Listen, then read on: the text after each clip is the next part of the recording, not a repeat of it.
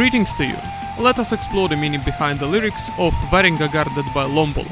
In general, the song depicts the famous Varangian god, the fierce squad of Scandinavians and other ethnicities in the military service of the Byzantine Empire. Let us begin.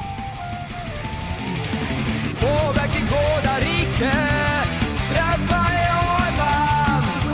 ska du med till Miklagård, för det dit vi ska.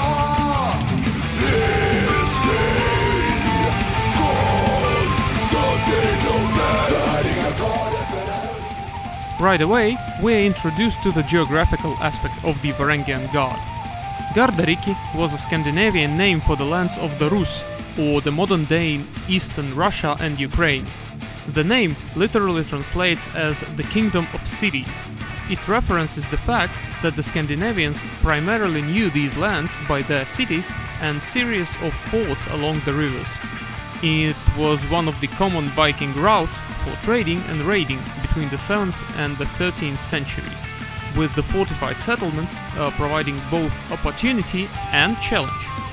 Miklagård was the name of the modern Istanbul, then called Konstantinopel. It was one of the biggest, most important cities in the Western world and the capital of the Byzantine Empire.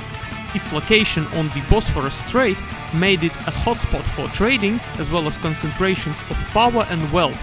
And where there is a lot of those things, there is also the need for well-armed men to control and redistribute it. In the lyrics, the fictional hero is offered to go to Miklagård while on their way to Gårdarike, which has probably been a completely reasonable thing to happen.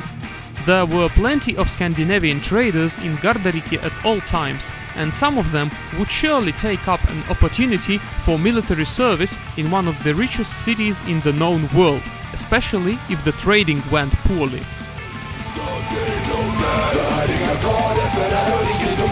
Kejsaren svurit, grekernas rike från alla Nordens hörn, möter, svart och rött.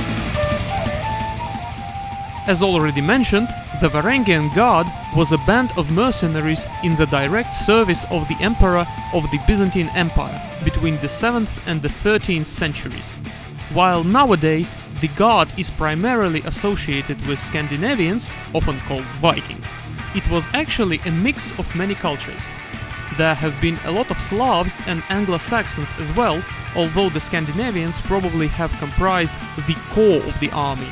In some cases, Byzantine writers simply refer to all of them as quote-unquote barbarians, making it impossible for us to distinguish between the different cultures.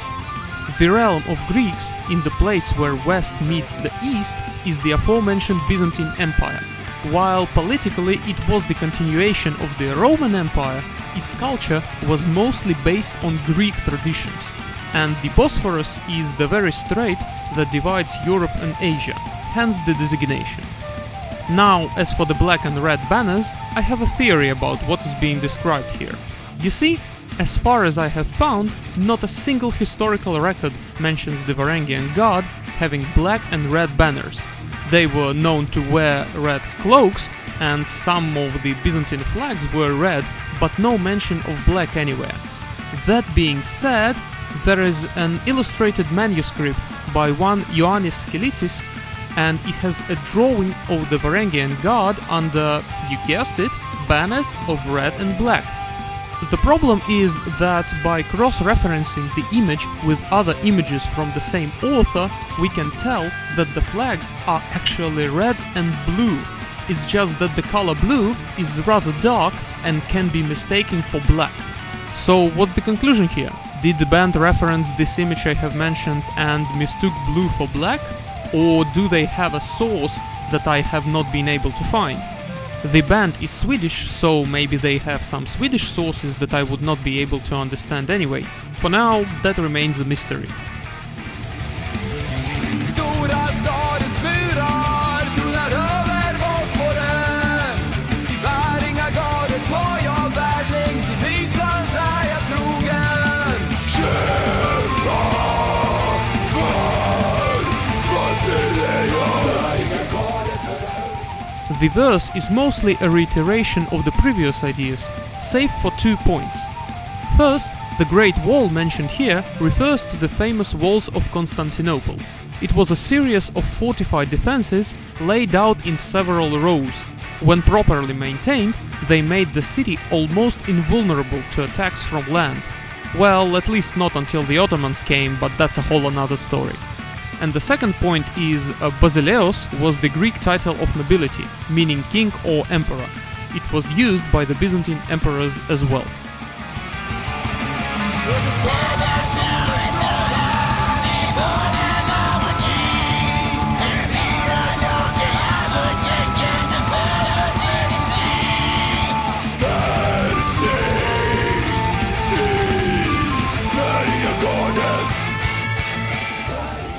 It was told that the Varangian guard was distinguished by the images of dragons on their clothes.